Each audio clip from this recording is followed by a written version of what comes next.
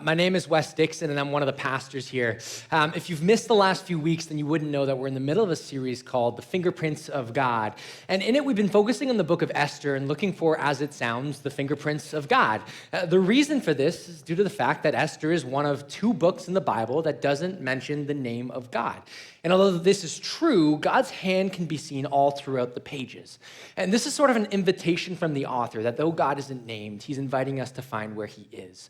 And in turn, this will help us identify where God is in our lives today. Now, as a side note, if you haven't Googled it already, the second book that doesn't mention God's name is Songs of Solomon. And given the content of that book, I figured I'd give that one to Steve and I would take Esther, okay? So far in this series, we've been focusing on the first two chapters of the book, and we'll be picking up the pace just a little bit today. But in recap, in the first two chapters, we discovered where God is in both brokenness and uncertainty. And today we'll be asking where God is in the face of danger. Now, danger as a topic is one that is quite well known to all of us. We've all experienced danger in different ways.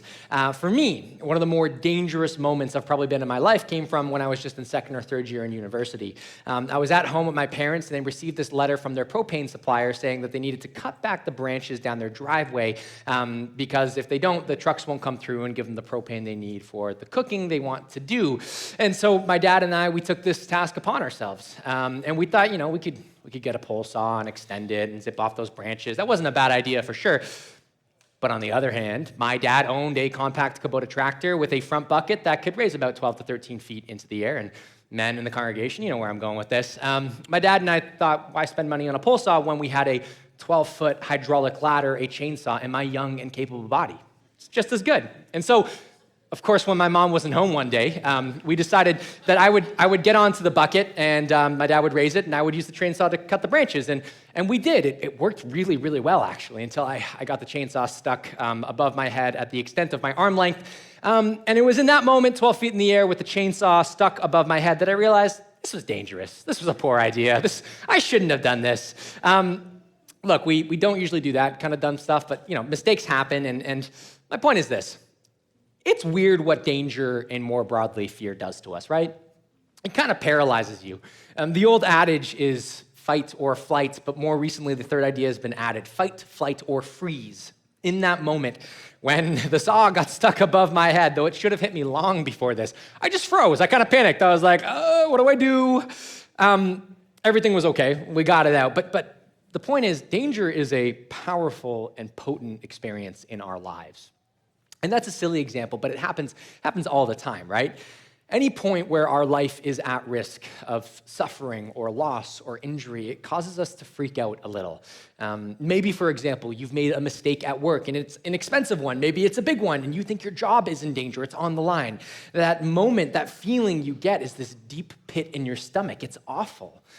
Parents, I haven't experienced it, but I've talked to many of you about stories where maybe you've lost your kid for a moment or you've left them somewhere and your kid is in some sort of danger when that happens. And your mind, as it's described to me, goes into a panicked haze, right? Your inhibitions are gone. Your social norms are out the door until you find this kid. Whether it's your life or somebody else's, whether it's your job or your house or whatever important item, when something valuable like that is put into danger, it always produces great stress. And it's really hard to know what to do. And in these moments of danger, moments when things are at risk, that's when we actually often turn to God, right? When we lose control is when we look to the one that we think is, or at least we hope is, in control. And we're not alone in that. I mean, take a look at the Psalms. They're one long collection of hymns and songs of the people of Israel. And one of the more dominant themes in this collection is distress in the face of danger. God, our enemies are at the border. Where are you? Could you not help us? Why aren't you here? Time after time in the scriptures, we see God's people crying out for help in the face of danger. It's a major theme of the Old Testament, but it continues all the way into the New Testament. And the simple cry for help that Peter lets out as he slips beneath the water when his gaze drops off of Jesus.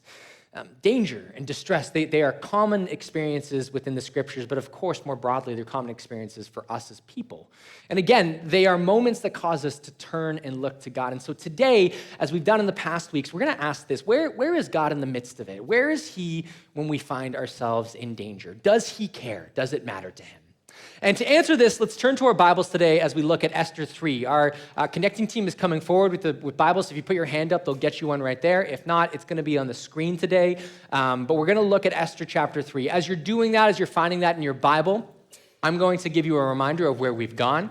So in chapter 1, we're introduced to King Xerxes of Persia. He holds this big banquet with all of his friends. In the middle of it, he says, I'd love for my wife to come and be shown off to the people. Queen Vashti, his wife, goes, not a chance, not happening. So the king very wisely, apparently, banishes his queen forever from his sight.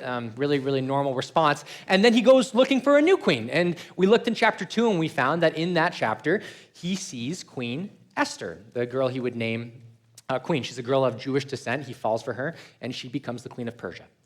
Now, before I read chapter 3, though, I want to invite you all into a long-standing Jewish tradition that is involved during the festival of Purim, which is actually a festival that celebrates Esther, the story of it. The scroll of Esther during this festival would have been read aloud, and there was actually action required of the listeners. Specifically, those who were listening, you guys had a role to play, and that was to boo in response into the character of Haman, who we're about to meet, the bad guy of our story, and to actually cheer when you hear Esther's name. And so here's what we're going to do. For anyone here in the congregation who's a kid, but anybody really who's even just young in heart, like most of you, whenever I read the scriptures and you hear the name Haman, I need you to boo. And when I read the scriptures a little later on and I say the name Esther, you're going to have to cheer, okay? But this is only when I'm reading the scriptures. If I'm talking about it, not that time, okay? So we're going to read together chapter 3, verse 1, and it reads like this. After these events, King Xerxes honored Haman.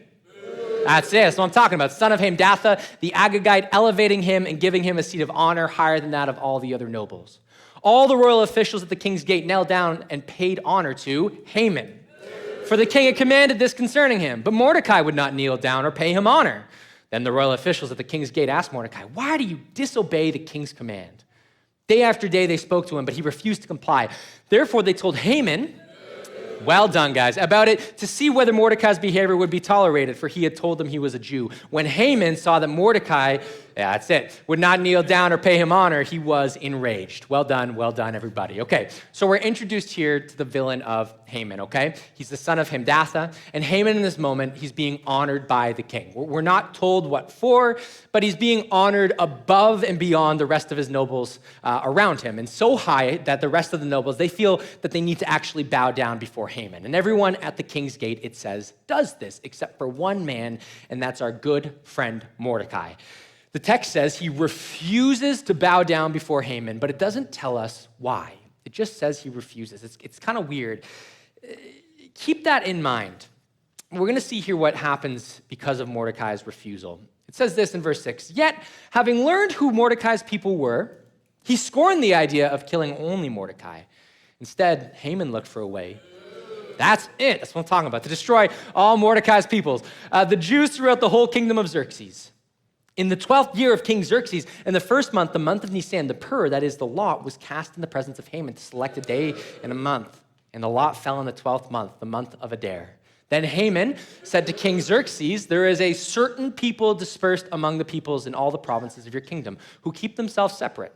Their customs are different from those of all the other people, and they do not obey the king's laws. It is not in the king's best interest to tolerate them. If it pleases the king, let a decree be issued to destroy them. And I will give 10,000 talents of silver to the king's administrators for the royal treasury. So the king took his signet ring from his finger and gave it to Haman, son of Hamdatha, the Agagite, the enemy of the Jews. Keep the money, the king said to Haman, and do with the people as you please. So, things escalate very quickly here. In response to Mordecai's refusal to bow, Haman desires not just to kill Mordecai, but the whole of the Jewish people. He wants to wipe them from the face of the earth. And so he approaches the king with a problem and an offer. He notes to King Xerxes there's a particular group of people who are different from the rest, who have their own customs, who are actually disobeying maybe even the king's laws. And this is a problem for you because you wouldn't want these people to be in your kingdom. They're troublesome and they just set a bad example. And so Haman, the good guy that he is, he proposes a solution to the problem, that he will pay the king 10,000 talents of silver if the king agrees to a new law that would allow the Jews to be destroyed. Here's the problem, your majesty, and I'll even pay to have it solved. Now, 10,000 talents of silver was an absolutely ridiculous sum of money. This kind of money was equivalent to probably over half of what Persia would have pulled in a whole year. It's truly insane, the bribe that Haman is offering Xerxes here. And it shows you two things. One, how immensely powerful and affluent Haman is, but it also shows you how badly he wanted this law enacted. And in true despotic tyrant fashion, the king says to Haman, keep your money. As a gift to you, do with the people as you please. And so now, after a simple political dispute and Mordecai's refusal to bow down to Haman, the whole Jewish people are now in danger of death and destruction. So let's pause here, because there are a few questions that come to mind at this point when you read this. The first is, why wouldn't Mordecai just bow down? As I mentioned, the author, he doesn't tell us, but why doesn't he just bow down? Why is he so insistent on disrespecting Haman? Secondly, though, and way more important, why is Haman bent on the destruction of the Jewish people? Like, I get it. I've made rash decisions in anger. Who among us hasn't accused a friend of cheating when losing at Monopoly? It happens, right? But genocide, this is something that I don't think a normal person usually considers. It's not something that just pops off the cuff. No, something has to be going on. And there are actually breadcrumbs in the text that the author has left for us that gives us an indication just as to what's going on here, because it doesn't really seem to make sense. Return with me a moment to verse 1. It reads like this. After these events, King Xerxes honored Haman, son of Hamdatha, the Agagite, elevating him and giving him a seat of honor higher than that of the other nobles. Now, if you're like me, when you're listening to titles of characters in the Bible, you just kind of skip through them, right? Because they don't really make sense to you. This is Joseph, son of this guy, son of that guy, son of this other guy that you also don't know. And you're like, oh, great, thank you for introducing me, Holy Scriptures. But as is often the case, the names are important. And in this case, these names are vital for understanding the story today. It notes that Haman is the son of Hamdatha, the Agagite. And this title here, Agagite, is what we're looking for today. The Agagites were descendants of King Agag, and we see King Agag most prominently in one story in our scriptures, 1 Samuel 15, which is a very particular story in our Bible. This story is the story of King Saul and his failure to destroy the Amalekites. And the story begins like this. It reads in 1 Samuel 15. Samuel said to Saul, I am the one the Lord sent to anoint you king over his people Israel. So listen now to the message from the Lord. This is what the Lord Almighty says. I will punish the Amalekites for what they did to Israel when they waylaid them as they came up from Egypt.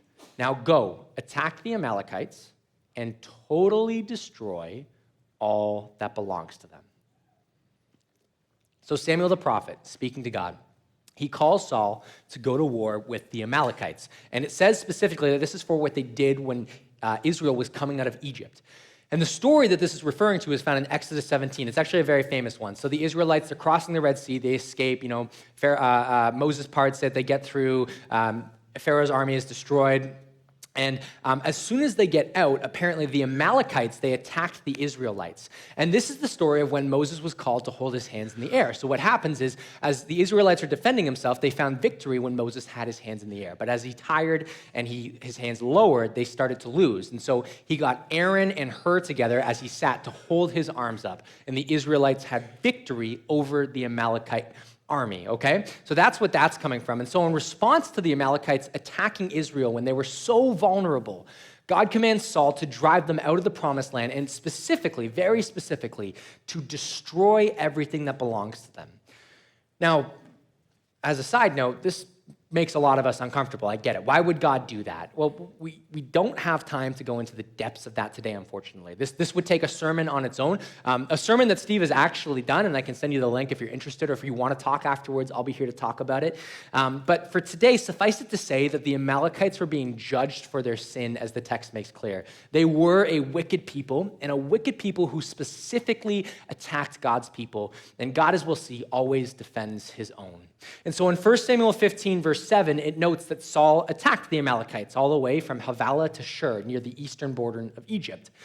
But in verse 9, we see a little detail that's pretty important to the story. Saul and the army spared Agag and the best of the sheep and cattle, the fat calves and lambs, everything that was good. So Saul comes in, he wins the war, he destroys the Amalekites as he's told to do, except for one thing, he spares the king and he actually takes much of their property as he was specifically told not to do. And it's actually this disobedience from Saul that would lead to his downfall. God would reject Saul as king because of this.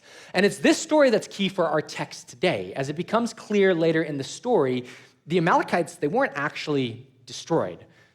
As was Saul's job. Rather, they appear again in 1 Samuel chapter 27 and in the story in 1 Chronicles as well. And why this matters is that, again, Haman is called an Agagite. He's a descendant of some sort of King Agag. Haman is a descendant of the Amalekites. But we're not done yet. The story, it gets juicier. Return with me to Mordecai's introduction back in chapter 2, verse 5. It says this, now there was in the citadel of Susa a Jew of the tribe of Benjamin named Mordecai, son of Jair, the son of Shimei, the son of Kish. What tribe was Saul from?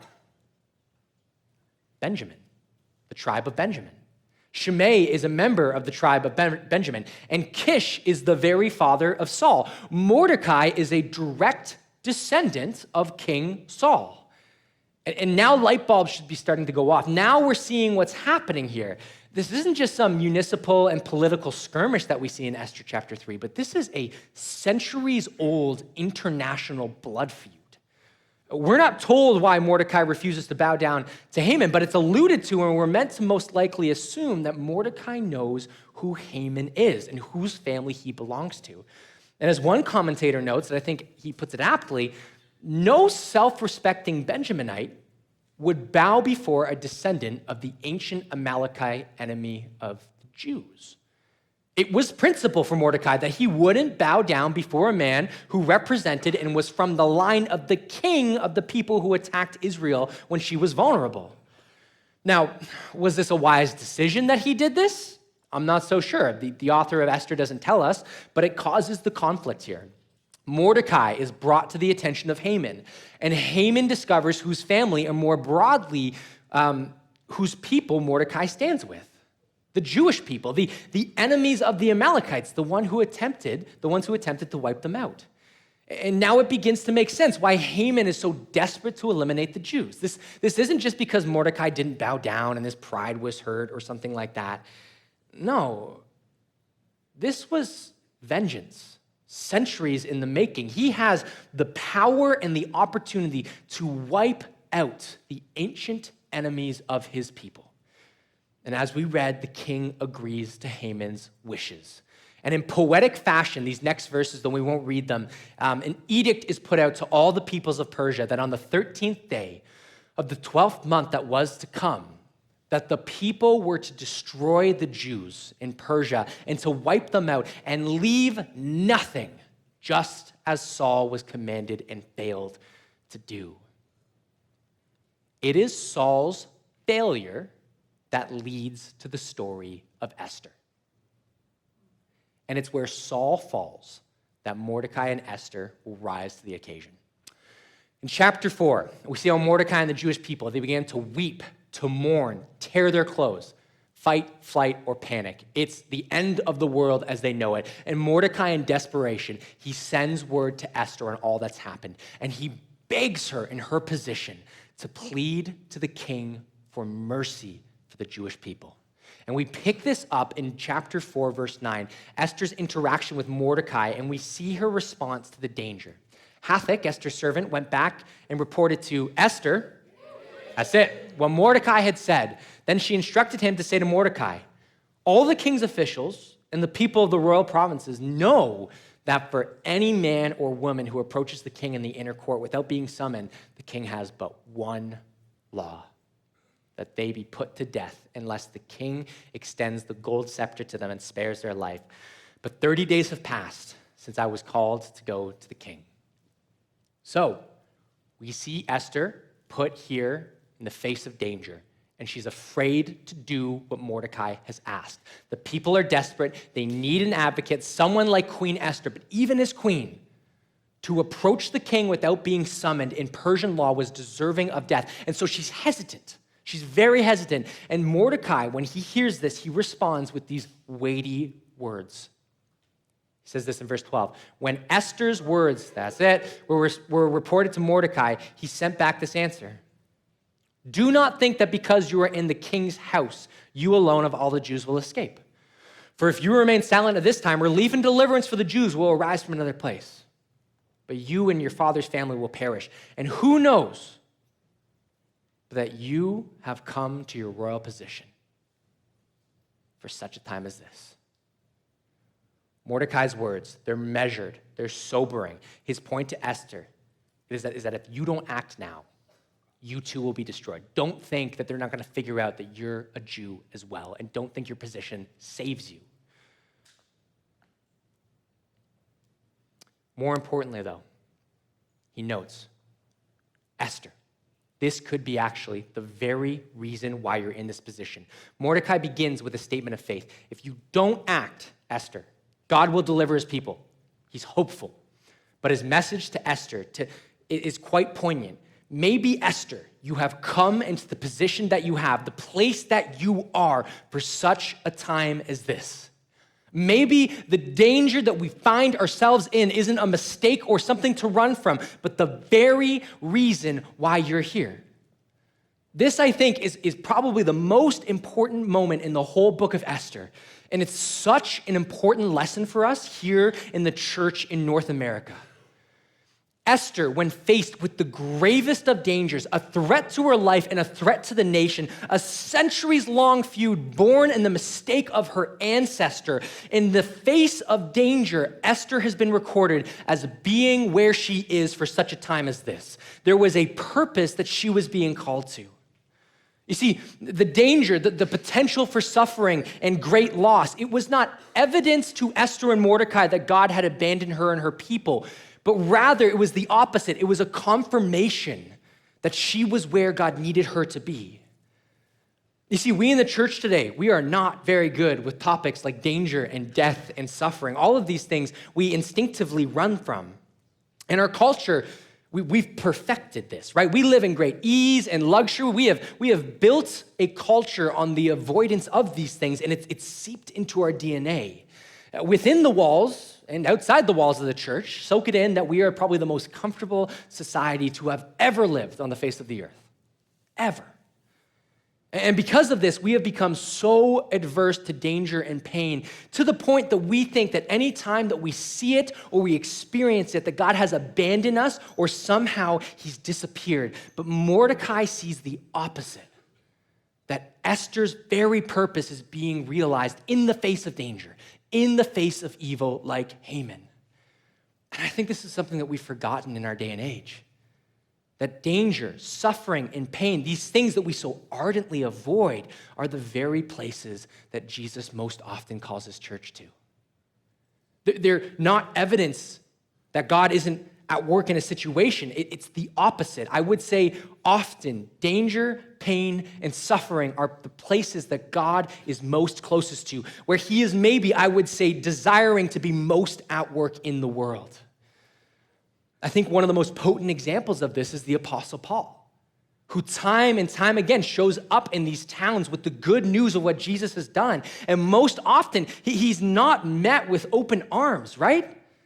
He's met with violence, with stonings and beatings and imprisonments and chains and danger. And does that slow Paul down? No. Does that convince Paul that this isn't God's will, that he shouldn't be here? No, of course not. Rather, he endured all of this so that the people might know God's great love for them.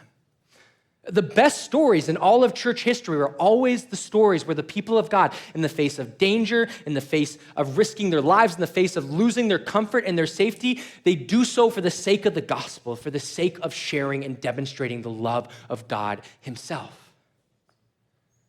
And so today, Gateway, look, I don't know what danger you face, what suffering or pain is at your very door, but I ask you today, could it not be that you have been put on this earth for such a time as this?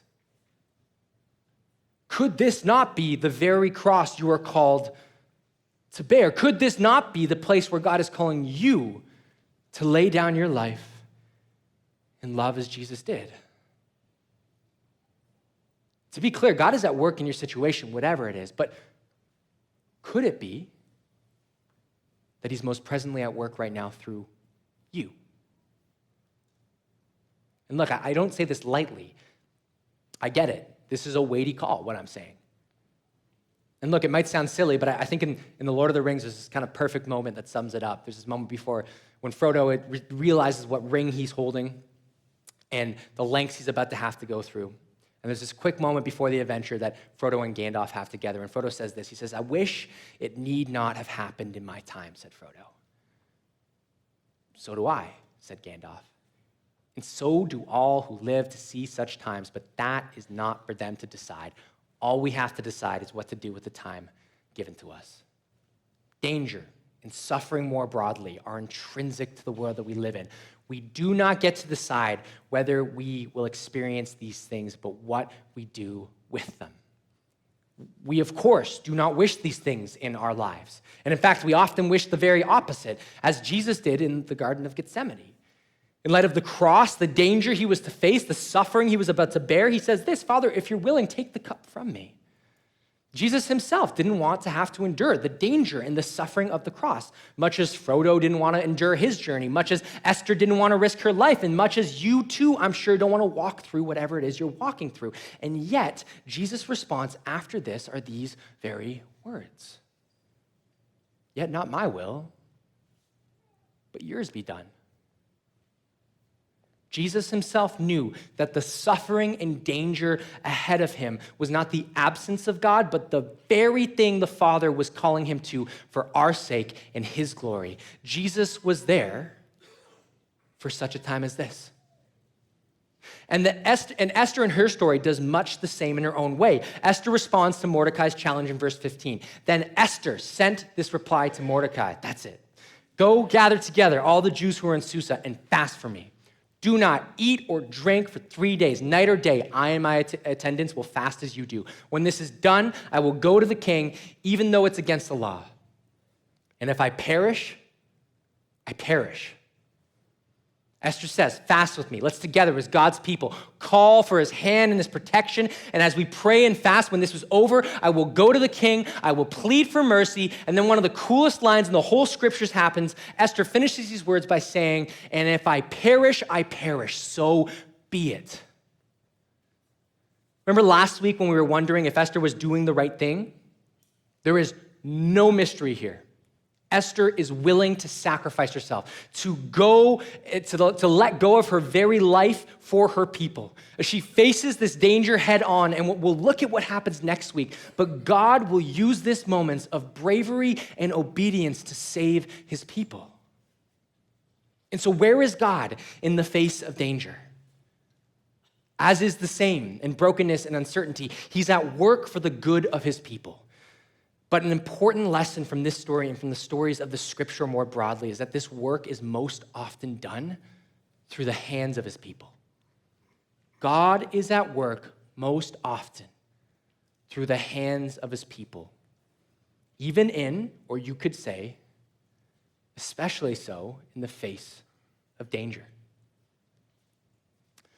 As we close today here, I want to finish with a story that I've told it before. It would have been years ago. One time I was at a family cottage, and I found myself by a fire with my uncle's friend.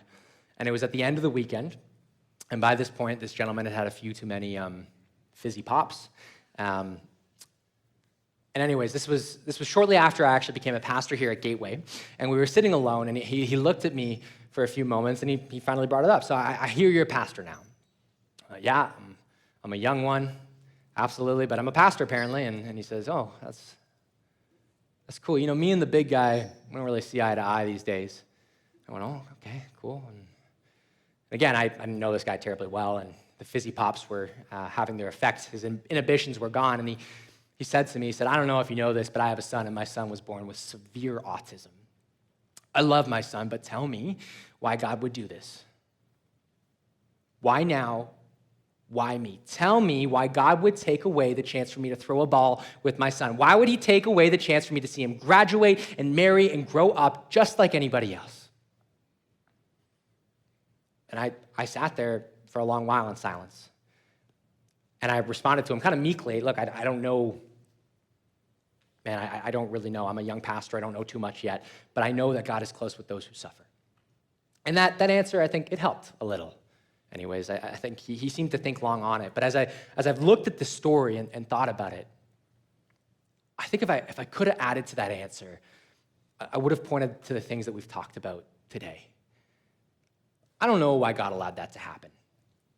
I don't know why it was his family that this boy was born into, or why he was born in the state that he was and currently is to this day. But I do know that these moments are not the absence of God, but they're actually moments where he is most specially present in and through us.